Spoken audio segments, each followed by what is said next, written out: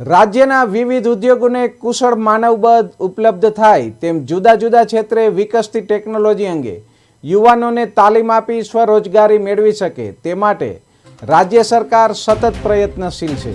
આ રોજગારલક્ષી અભિયાનને વધુ બળ આપવા રાજ્યમાં 288 સરકારી, 10 ગ્રાન્ટ ઇન એઇડ અને 168 સ્વનિર્ભર સંસ્થાઓ મળી કુલ 556 ઔદ્યોગિક તાલીમ સંસ્થાઓ આઈટીઆઈ કાર્યરત છે। આ આઈટીઆઈમાં અંદાજે 2.17 લાખ કરતાં વધુ બેઠકો પર વિવિધ વ્યવસાયિક તાલીમ સુવિધા આપવામાં આવે છે।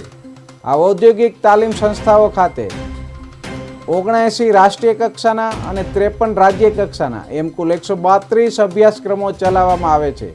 એમાં વર્તમાન જરૂરિયાત મુજબના એકોટી ડ્રોન પાયલોટ, સોલાર ટેકનિશિયન સહિતના એન્જિનિયરિંગ, નોન એન્જિનિયરિંગ અભ્યાસક્રમોનો સમાવેશ થાય છે।